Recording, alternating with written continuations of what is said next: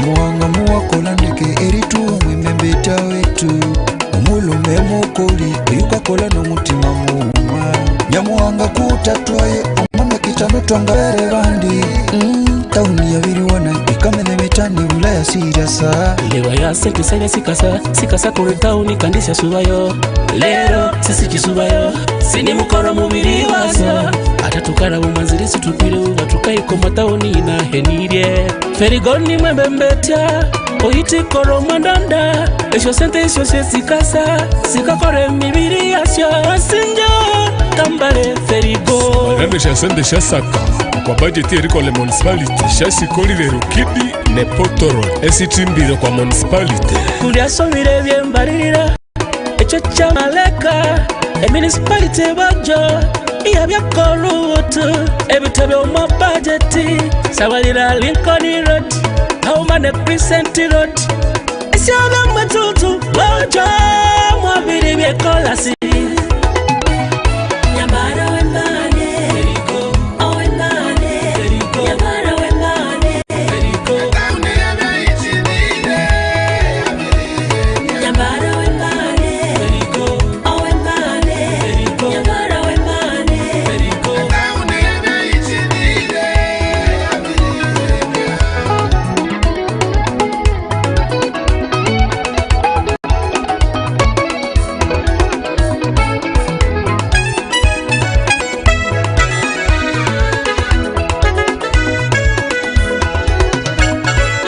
municipality kambale ferigo hataya MP abirire trovuolo abemebete sibatilwa echoche cha mareka etauni yetu iya kula na ayaye kambale ferigo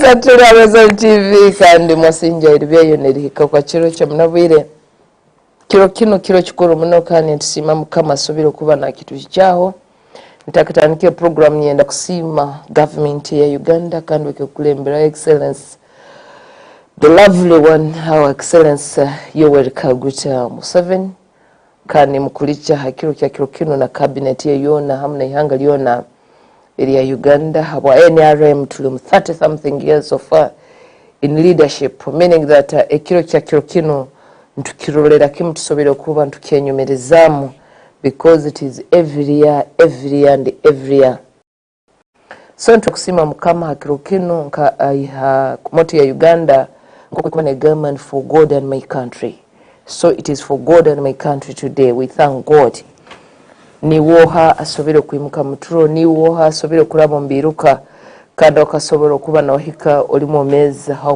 kuhika kiro kina abana bangi basobero kuba ntibayikara umaka.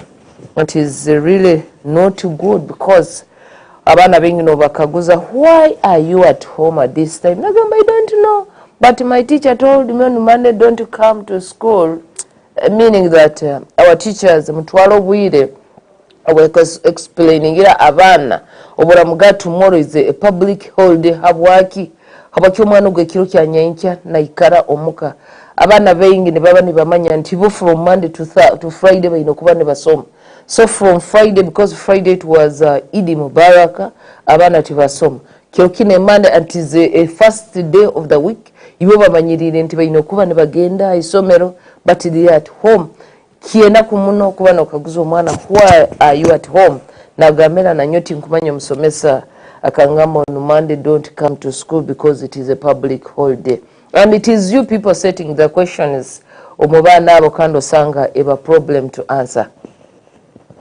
Ninyeno kusima abantu nywena abatiyo Rwenzori TV abwire bono nimbasima mwebalo kutuwire most abantu baitu bakasindi town yona ya Kasese mwebale okutuwire no kutugonza mali ntubagonza muno and ningamba nti happy Heroes Day kiro kikuru muno kiro ekyabantu abasobiro kuba nibehayo. That's why they say Heroes Day abakalabirabi betulabira kwabo, because even myself I have my hero person ayasobira okuba ninyegerawo bino bya makuru onaro liriyo nagamba no nyina kuba nkananka so oyina kuba notunga omuntu ehiro waawe okuba noyenyumirizamu nobukuba nohandika article yawe noba nogamba but no I'm writing this because of this one and this one nibo balekeni bantekamu ekintu kyenu niyenda okusasira abantu abamaka gafirirwe abantu baabo most our staff here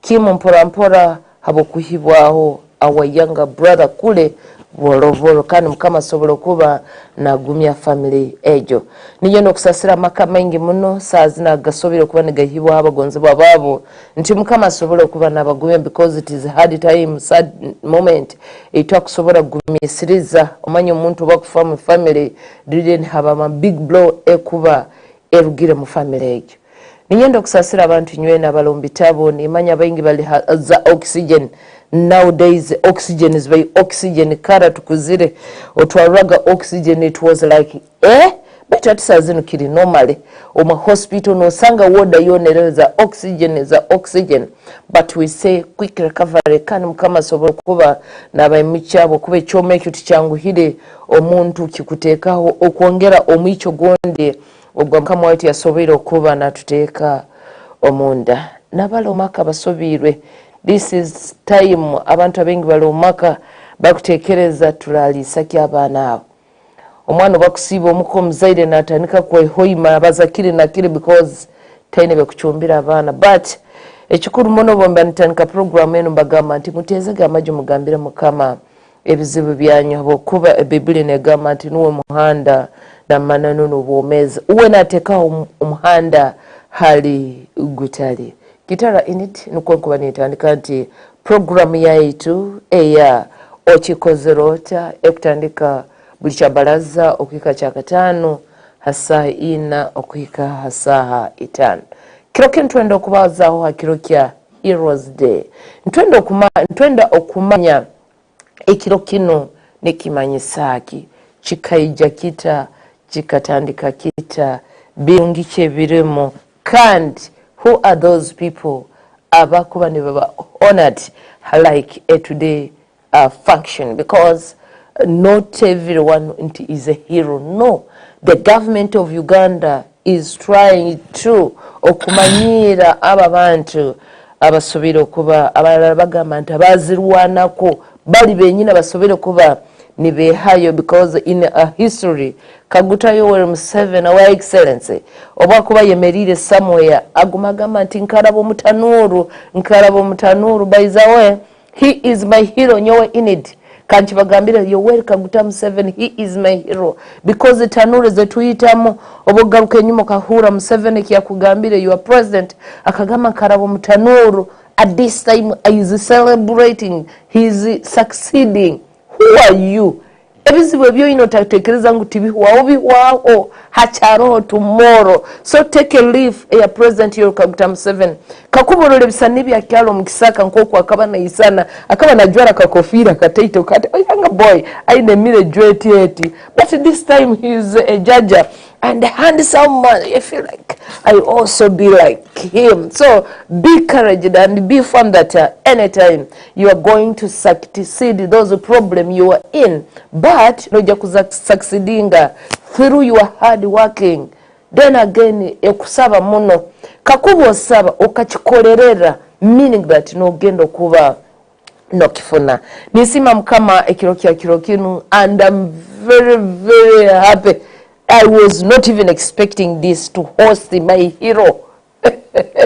Yes, to host my hero in Kasese district, Rwenzori region, of hosting a big man like this one to come and talk to you people about Heroes Day. He won't talk to you about this day. Okuboleka oburungi obwekirokino ebirungi birimu nibiha why kyabeiro why the government created this. So there are very many things. Our mzee Kiryango NRM kada a senior one, our hero is here. So nja kubasaba maso kuluti mbe Rwenzori TV mutarugawo habokuba binge mune bitugenda kuba ntusoma kirokino not necessarily okubaza Heroes Day but okusomesa abana baitu okuboleka ekiro kino nikimanyisaki no bara kusetting equation mu kizamu ekya this term be ready to answer but take time hear it and you get it muze nakutangira wasinja kutseva wasinja satatu wasinja kutseva obukire muze abukire wasinja lika nganayo na inamatsema okanyiberekera ingaikomwa byoma beno wasinja lika ebyero Enzori TV singa sindi murundi wakanga okazana ono ni murundi we kubanza rengero mwati omwa holumun na namataikayo kave amina yes. So Heroes Day, happy Heroes Day. Happy Heroes Day to you. Wasinja lichikako Basi wasinja kutsema nyamwanga sinja ngana kulangira wose watsemiro nasinyo abakurukuru mukabe mama ikumwabiro byenyunga bino mukachenjinga all of you change your minds so mzenge kusaba okesa mali mu kamera obira bandu amena wawu emibiri yawo yokakora from because okabe I'm sorry to say this omundu akabe waendire bakahandika your background bakwandika hati ngazotsukire kanyumeria ndi nakolire iki ninje nanka ningakolire iki nesa henunga cyene erunzira hati ndi mulimi wo mwana wasinja mama Indi I mean ninje kiryango kule Johnson wa musungu eriro magombarayi muhochei mahango nganikera no municipality ya Mahanga munabiro mushakulo yote myakangana mukaga yobukulu wow neryo munabiro happy birthday yo okay derero kumina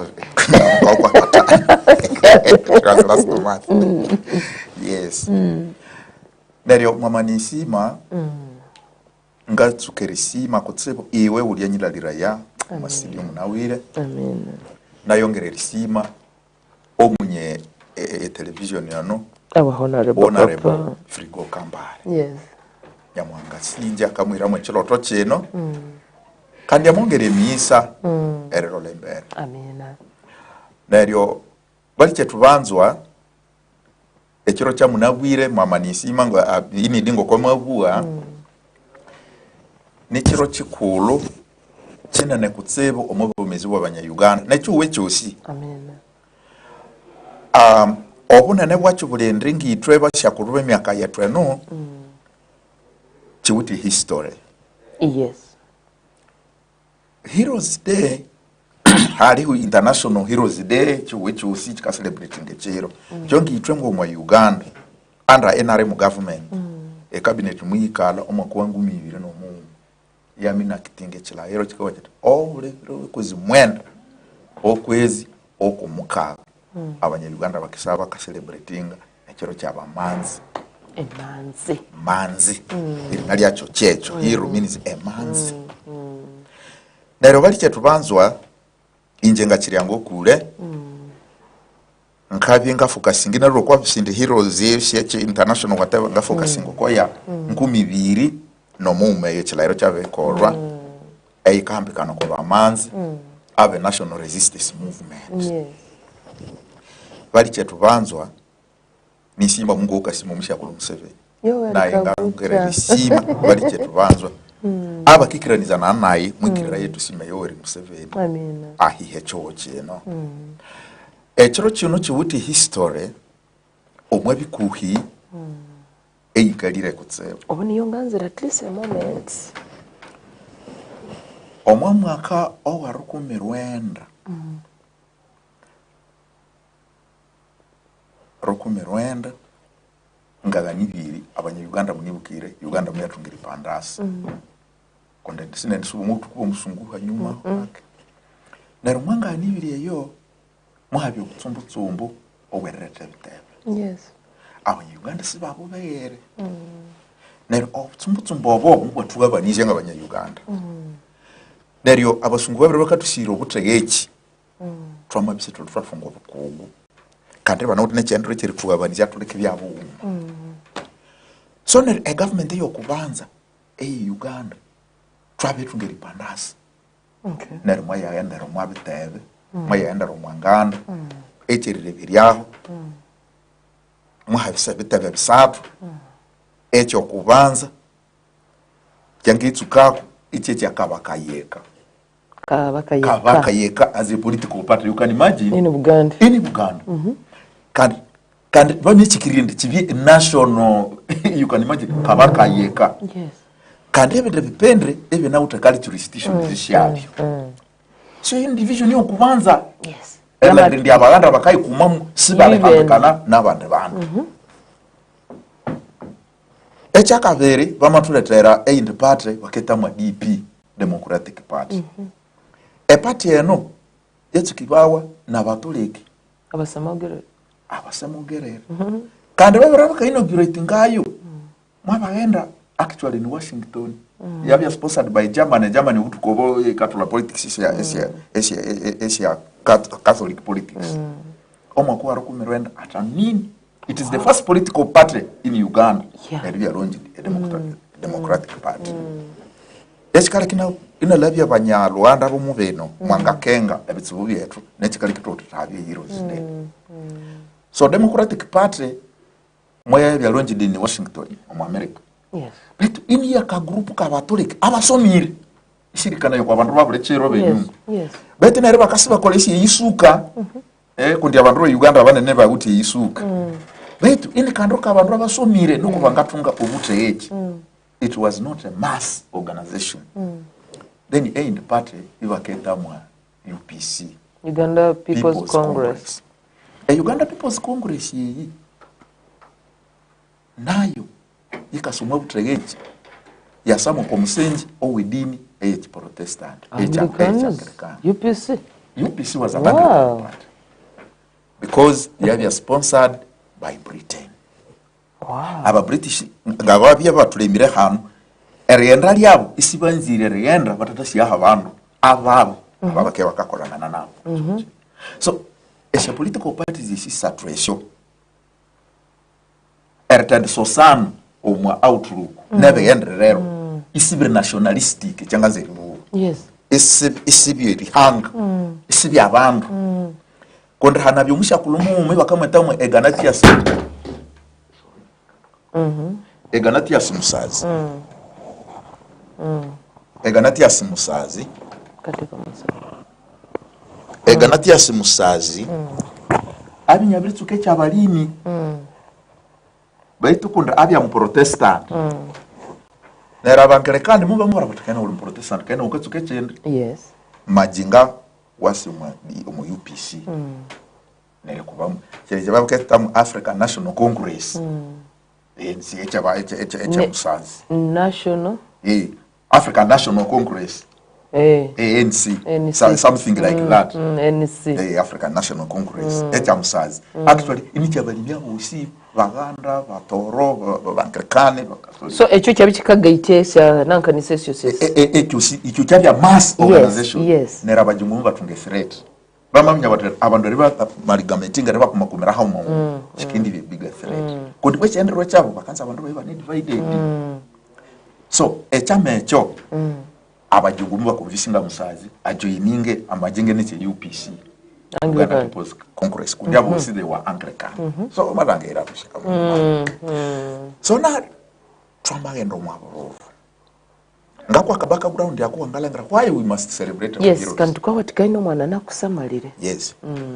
Now akandu wako akere retebitebe ebitawute national outlook. Yes. Byemetu abanizyaho abatoleki bakayilangira abatoleki Abangilikani bayilangira abangilikani. Yes. Abanyabuganda bama gaining even more superiority bama yowe banga hatenga babaka bainana kabaka yeka kati kabaka yeka no ma constitution bama chira mo the president of Uganda will be kabaka and the leader of government and Shabia Kabia prime minister. Wow. A very divisive policy. So omani kuhibari chetu banzo abamplikirire batwaendo mwabororo ko kubanza 1961. Yes. ADP ya mabuchapa Democratic Party. yes under bench wanuka neryo abe Canterbury bali the Protestant of Canterbury UPC. Britain the UPC people wa ekyo usitwanga kirakera abafaransa you get me Yeah. tusibe mwabororo as the factors sinende sibenga se yapotse neryo bama yasona sona kabaka Uganda again. Uganda bamkabaka wasinja baito uchiminya utuna uri Protestant under UPC. He was alone with Kabaka yeka. Mumajinge Bamakola Ewaketa UPC Kabaka Yeka alliance. They made an alliance. Oburuwa au Kabaka Yeka Bamuwa but members of Kabaka Yeka Vaigata Kobe UPC Nuko Vangatunge formidable force to defeat the Catholics. Yes. DP. Abambulikirire ebintu byatukayendamu ebibi ebitebibi ankole travel tunasi ahabikarwa. Yes. Nilitoba national resistance movement to the proud area of national resistance because it was a national outreach. Yeah. Si tuli believing on tribal, si tuli believing on religion, tukabili mu Uganda. Na hati mkamko wetu nangu watu national resistance yikasi political pattern ngokumkalengeka nayo because we impress everybody. Yeah. Kwa the background yetu to experience ebitebe ko bikaba bisawa. So 1962 bamasubo mwaburo Kabaka Yeka ne UPC yamabe majinga roka no mwaburo DP was defeated under Ben Chwanuka. Independence yokubanza. Independence yokubanza. Now the first president amabe ni Kabaka. The prime minister amabe ni Obote now.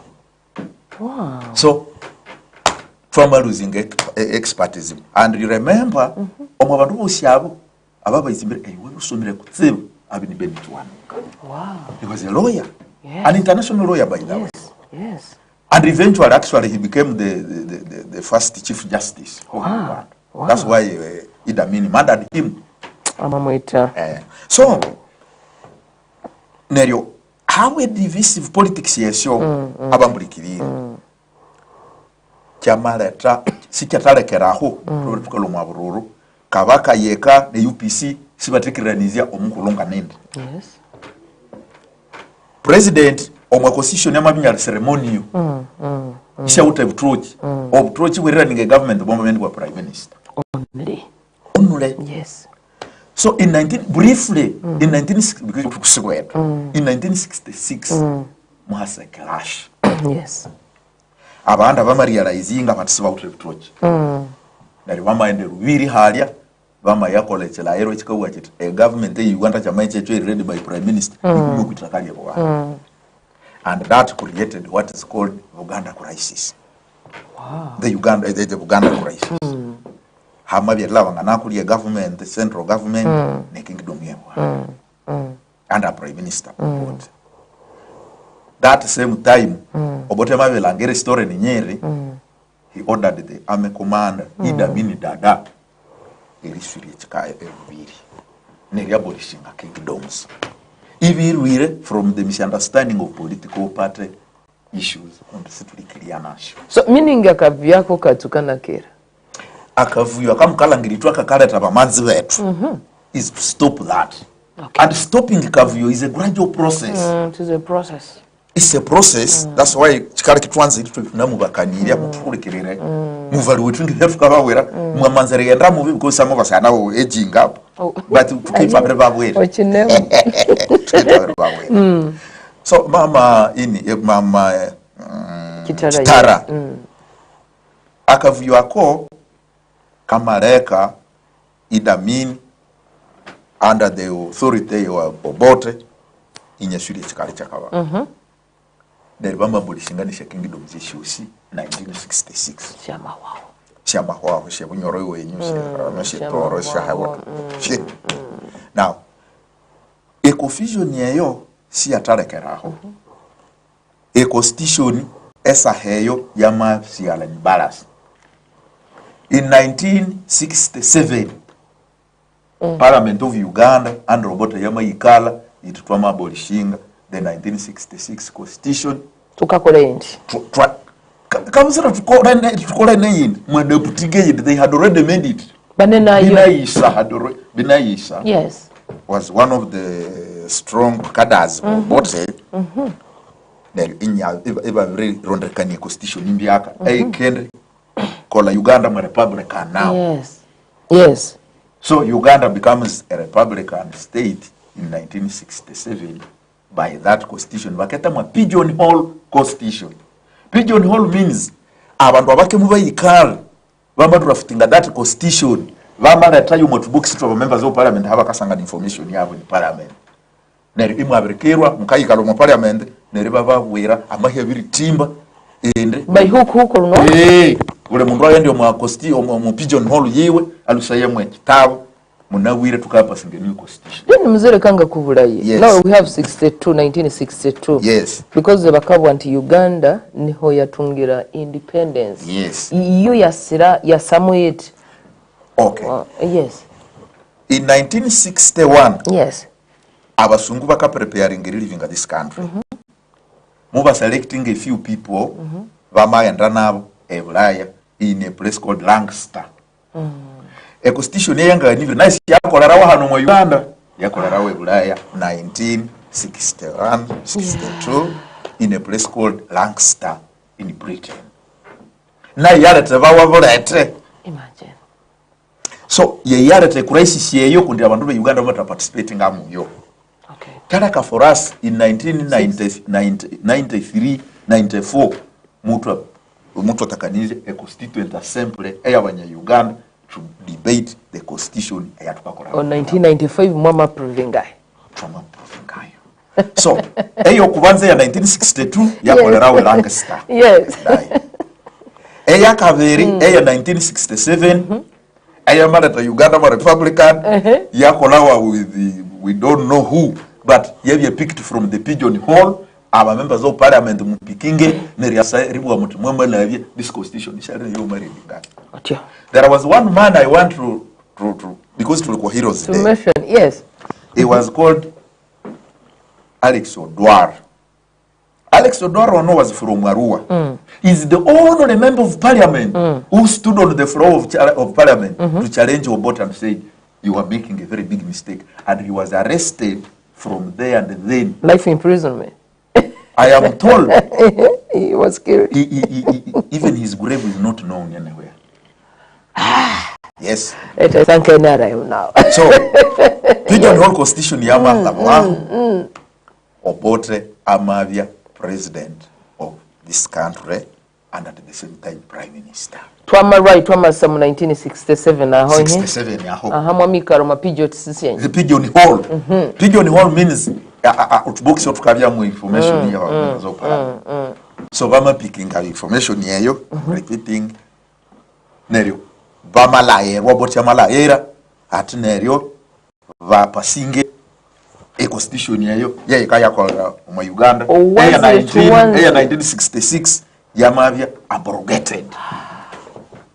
And that constitution Worked. was applauded yamaravam from kolera kuyu up to 1990. up to 1971. Yes. In just 4 years. Yes. In 4 years, 1971, the army commander Obote had problems with his chief. Amakola Eku. And he abrogated the constitution of 1967 and now went to dictatorship. So, meaning constitution is the circular, have just revised it in a few years? There was no constitution. Just Because the president yakabya kahamba chiho neraka declaring at Hamasa eyabaketa mwa hali kinyo cyabakakolesa ya ndiama suspending a constitution now hamabye chilairo fulani ere chilairo cyo cyamukandarago. So Obote led us by decrees. Decrees means Obote maybe with a few people bakandi bayikale wo kino kibye chilairo. Isi hajiri parliament. From 1971 we ceased to have a parliament. Up to which year? Up to 1989. 89. Meaning even you will Up to 1979. Up to 1979. 79. When I was born. Now, why 79? I mean, he ruled us from 71 to 79. Yes. Now, a group of other heroes, including Yoweri Museveni, went to some foreign countries, Tanzania, Mozambique, and so on. Yes. And now in Tanzania, they formed what is called Uganda National Liberation Front. Yes. That National Liberation Front, yama kolangana na government ya Tanzania, mama sawa marishaho, dictator Idi Amin. Now, Hamas, a parliament, a new parliament led by our son here called Professor Ugumayo, Exactly. becomes the speaker of that parliament. Yabi with representatives. Oh, in 1980 something. This was 1979. 79. So, under Uganda National Liberation Front, and the army wing was called National Liberation Army, Yes. Uganda National Liberation, UNLA. Yes.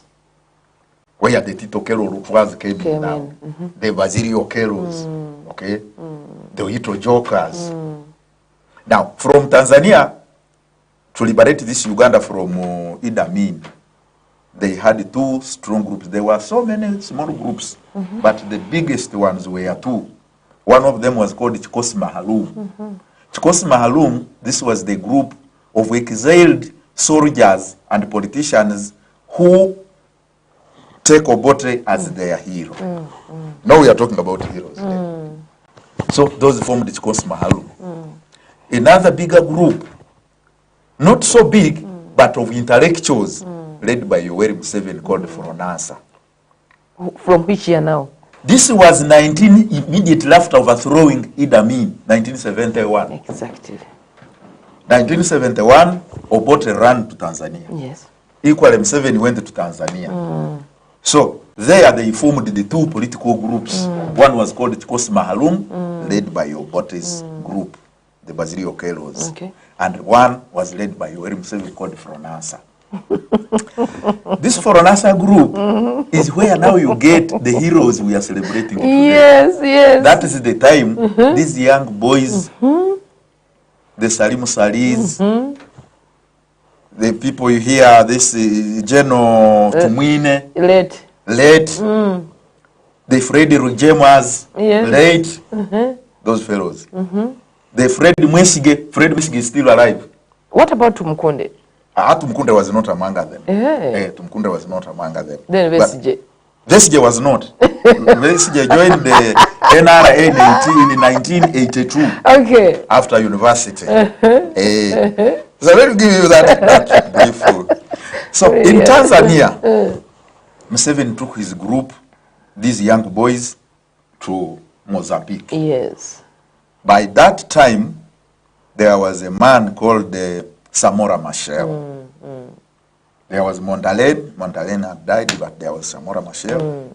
So they went and trained and came out with a group called Foronasa, Front for the Salvation of Uganda. Front for Salvation. Yes. So that group in 1972 agreed with Foronasa to launch an attack on Idi Amin.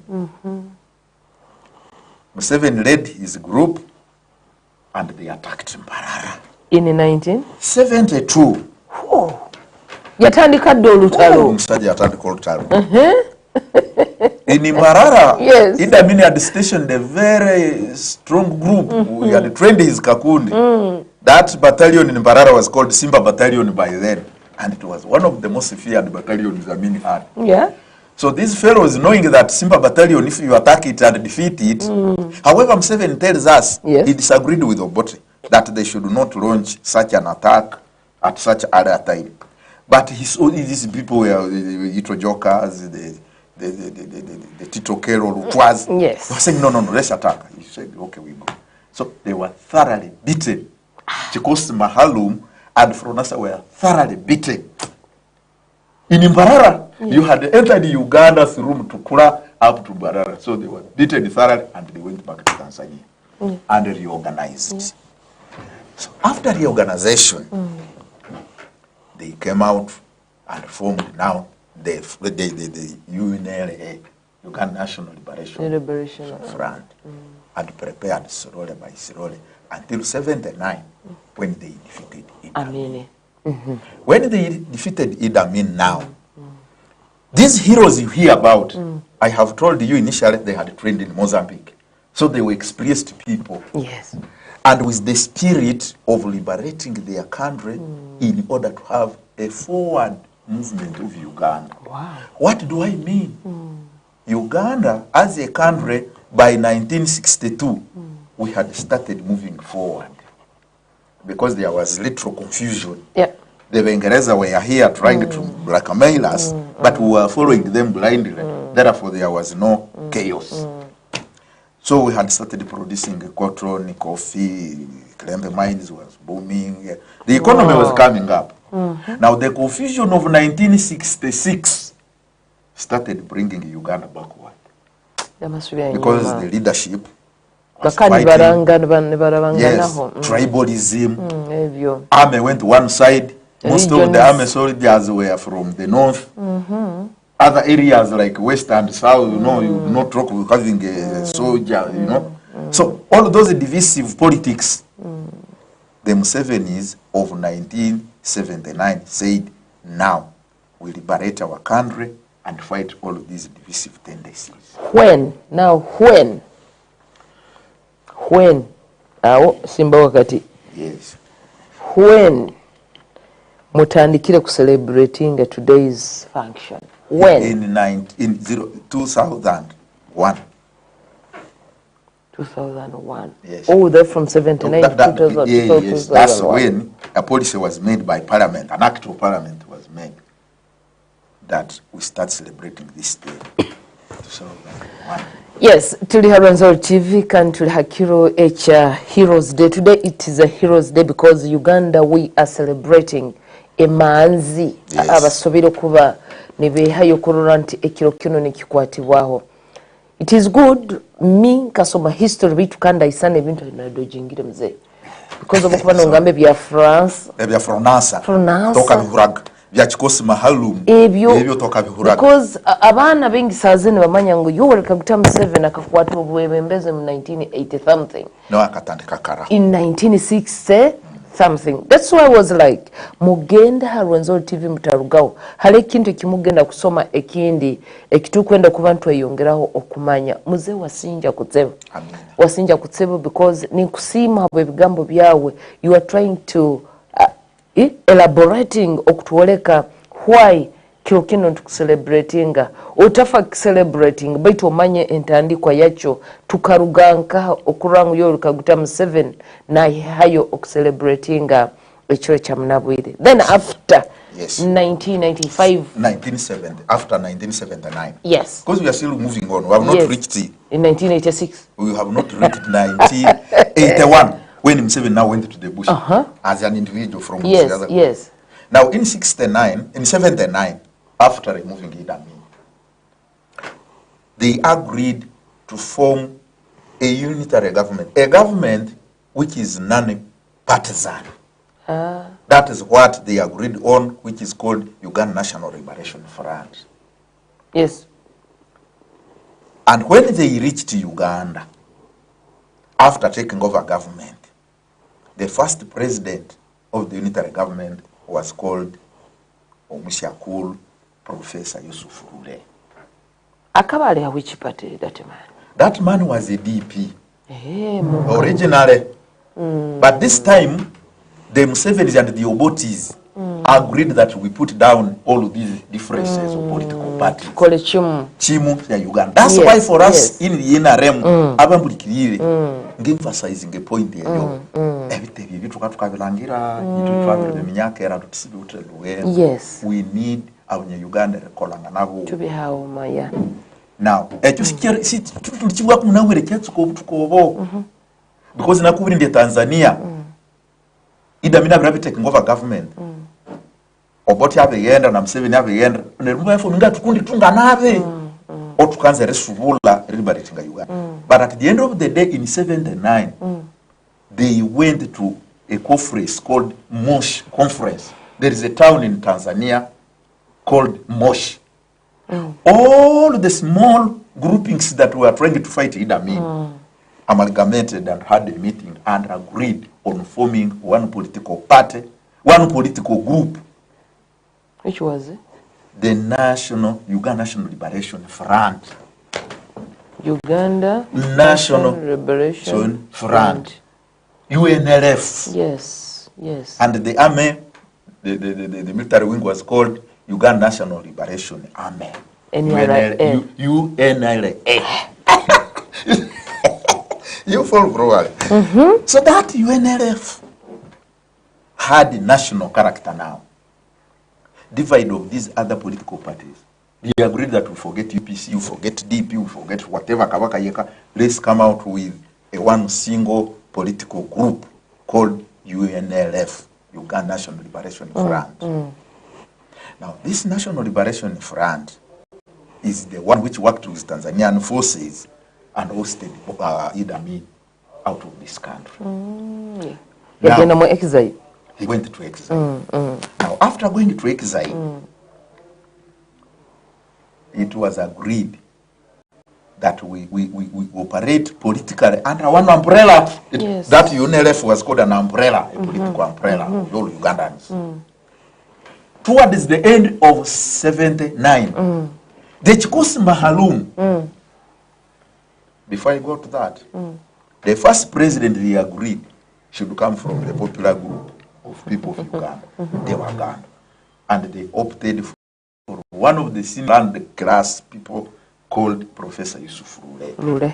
So Rule was brought in 79, okay, as our first president under UNLF. 2 months, because the Chikosi Mahalum had left Obote in Tanzania. Yes.